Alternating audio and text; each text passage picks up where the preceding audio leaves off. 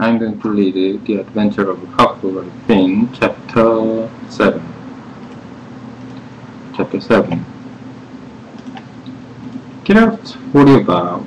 I opened my eyes and looked around, trying to make out where I was. It was after sunup, and I had been sound asleep. Pap was standing over me looking sound strange. He says, "What are you doing with this gun?" I judged he didn't know nothing about what he had been doing, so I said, somebody tried to get him, so I was blamed for him. Why didn't you roust me out?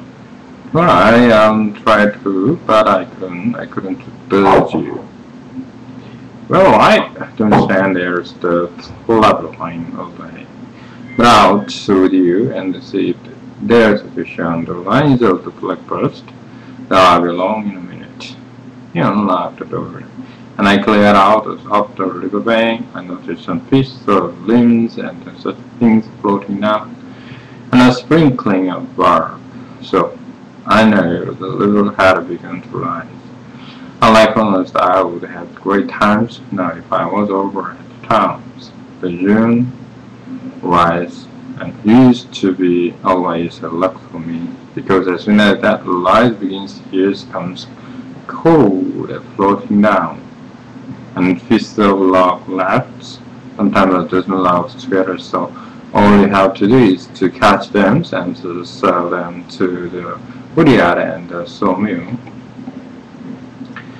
Along up the bank with one eye out for Pep, and the other one out for the water lights might fetch along as well.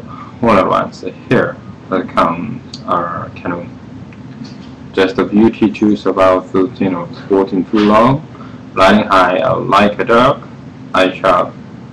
They had first off a bank like a frog was all on and struck out for the canoe.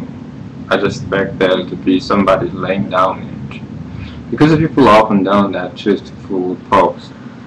And on a chap at a full escape outmost to it, they do raise up and laugh at in him, but it won't. And so sometimes it was a drip this kind of church, and I crowned and feathers her sure things.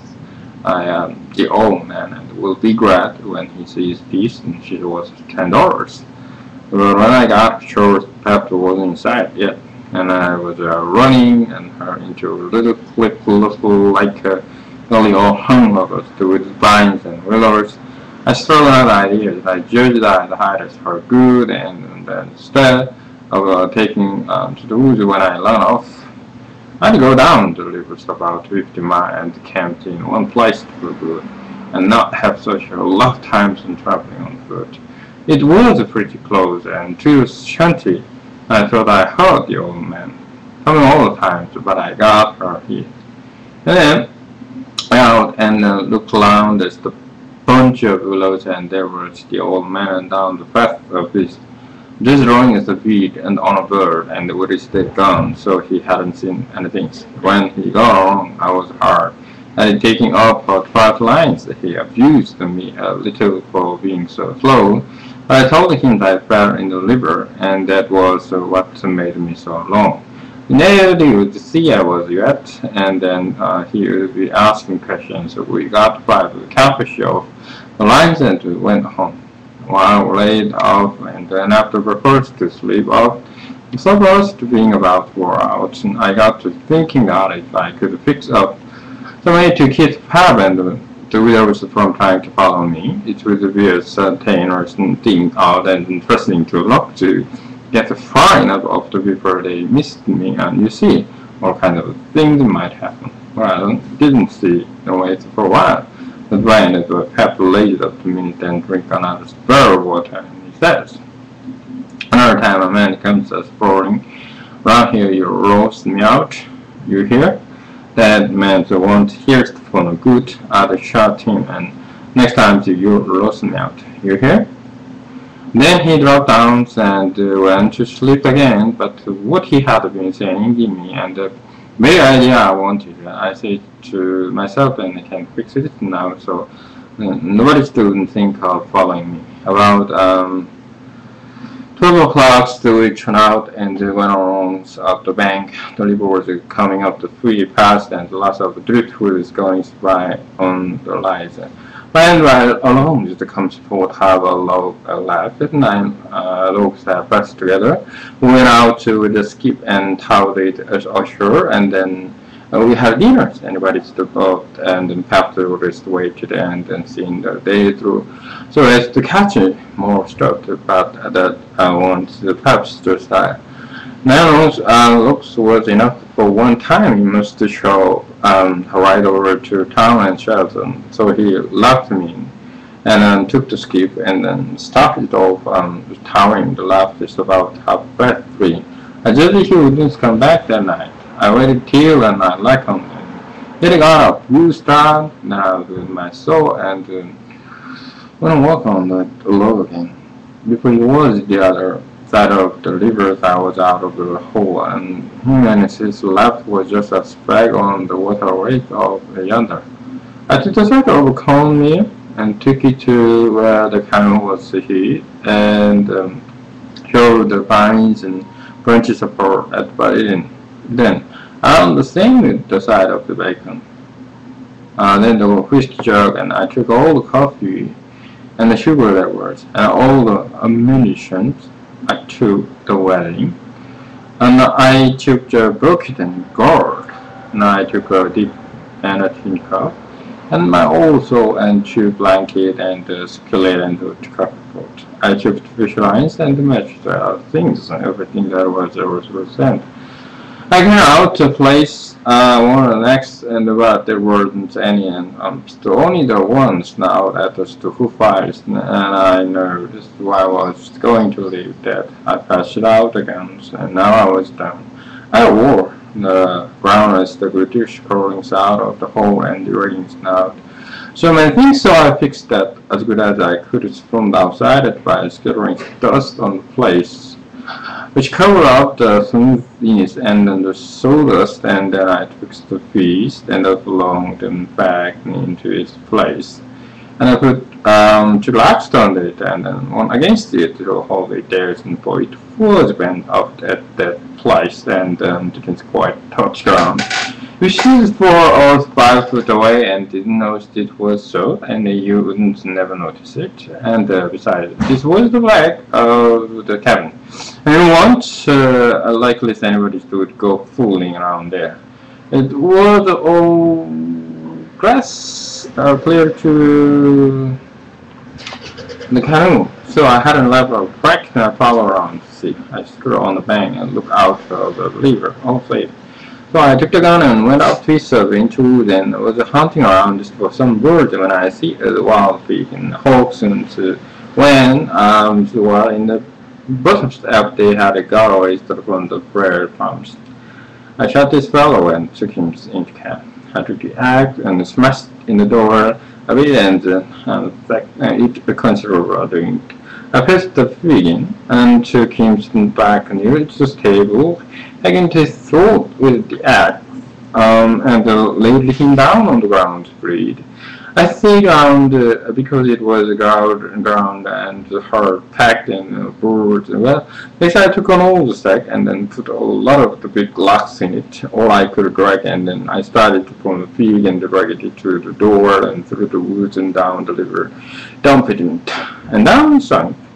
How was that? You could really see that something had been dragged out of the ground. And with Tom Sawyer was there, I nearly he would taken to us in this kind of business to throw in the pants touches. Nobody could spray himself like Tom Sawyer in such a thing as that. Well, I started to pull out some of my hair and then brought the axe good and then struck it on the backside and the thumb the axe in the corner. Then I took up the pig and held him to my breast and with my jacket so he can drift until I got a good beast blow. The house then and jumped him into the river. Now I thought of something else, so I went and got the bag of the meals and my old sauce. Now the camels and tossed them into the house. I took the bag and to the way I used to stand and light the hole. In the bottom of it with the sun, and then for there weren't no knives and forks on the plate. I've done everything with it. His craft knife and about the cooking. Then I carried the sack about 100 yards across the grass and through the willows east of the hall and to shallows like that was 5 miles wide, full of luscious. Dogs too. In my stay in the seasons, there was a slower and aurora clickling out of it, and on the other side of that went miles away. Nowhere, but didn't go to the river. The mule swept out and made a little track all the way to the lake. I dropped half the well stones there too, so as to look like it had been done by accident. Then I tied up the lip in the mule sack to the string, so it didn't leak no more. To get in my soul to the canoe again. It was about dark out now, so I dropped and the canoe down and the river under some the willows in the hung over the bank and waited for the moon to rise. I faced the willow. Then I took a boy to it, and by and by lay down in the canoe to smoke a fire. I lay out of plans. I thought to myself, there to follow the track of the sank pool and the block into the shore, and direct the river for me, and there is to follow the me, track to the lake, and go browsing down the creek, and to read out of it, find the lovers that kill me, and took the thing they want, upon rivers for anything but my little crocodiles. The oceans get tired of that and want others to know more about me. Alright, I can stop anywhere I want to. Jackson Island is about good enough for me. I know is that island the free to west, and nobody ever comes to there, and then I can follow over to town. Then I slings around, think up and things I want. Jackson lands the place. I was pretty tired, and the first thing. I never was asleep, so when I woke up, I didn't know where I was for a minute. I sat up and looked around. A little scared, then I remembered the little looks miles and miles across. The moon was so bright. I could count it, the drift cloud that went sweeping along, the blackened stills, under the yards out from shore. Everything was there, quiet, and it looked late and smelled late. You know what I mean, and I don't know the words to put in. I could gap, and the stretches was just going to unhitch it and start when I heard a sound always over the water. Listen, please, when I made it out, it was the dull kind of a regular sound that comes from oaring. I was working in a low rocks when it seriously night and some peeped out through the willows branches, and there it was a skipped away across the water. I couldn't tell. Now how many was in it? It kept on coming, and the wind was brisker at me. I see there weren't as well many in it. I think I maybe perhaps so. I wasn't expecting him. He dropped long with his corn, and by they came out of swings offshore in the easy water. He went by so close, and I could reach out the guns and touch and him know what it was. Captain, sure enough, and the shoulder. By the way, he said his swords. I didn't lose no time. In the next minute, and I was aspinning down the stream slope by the creek in the shadow of the bank. I made 2 miles and hopped and struck out a quarter of a mile more toward the middle of the river, because pretty soon I was passing the fire ending, and people might see me and hear me. I got out amongst the driftwood, and then lay down in the bottom of the canoe and let her float. I there stand had a good rest and smoke out of my pipe, looking away into the skies, not cloudy, and the skies looks ever so deep when you lay down on your back in the moonshine.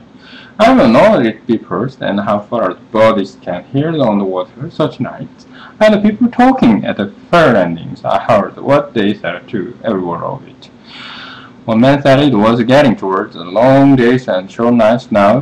The other one said this one of the short ones, and he laughed, and then they laughed. And they said it over again, and they laughed again, and they wake up another fellow and told him. I laughed at what he laughed, and he leaped out something brisk, and then said, let him alone. So the first fellow said, hello to Terry to his old man, and she think it was pretty good, and he said that one. Nothing to something, then he has a passer in his time. I heard on my and said it was the nearest registered company off the daylight and wouldn't wait more than about a week longer. After the talk got further and further away, and I couldn't make out the words anymore. But I could hear the mumble, and now and then I laughed too, but it seems a long ways off. I believe it's below the ferry now. I loaded up and there was Jackson Island. It's about 2 miles and a half downstream. Heavy timber standing out over the middle of the river. Big and dark and solid like a steamboat without any lights. And there one, a sign of the bar at the head. It was all on the water now. It didn't take me long to get there. So I shot the first header at a leaping slate. The current was so swift, and then I got into the depth water, landed on the side toward the Illinois shore, along the canyon into a deep down in the bank that I knew and about. I had to park the wheelers, the French, to get it. And when I made a fast noise, could have seen a canister from the outside. I went up, down, along at the head of the island, and looked out on the big river and the black driftwood, and away over to the town. 3 miles away, where there was 3 or 4 lights twinkling, and monstrous the big lumber lot was about a mile upstream, coming along down, with a lantern in the middle of it. I watched it come trickling down, and when it was most rested, where I heard a man say, "Stern horse, there!" heaved her head to the starboard. I heard that just as plain as if the man was by my side. There was a little gray in the sky now, so I stepped into and I lay down for nap to before breakfast. Huh?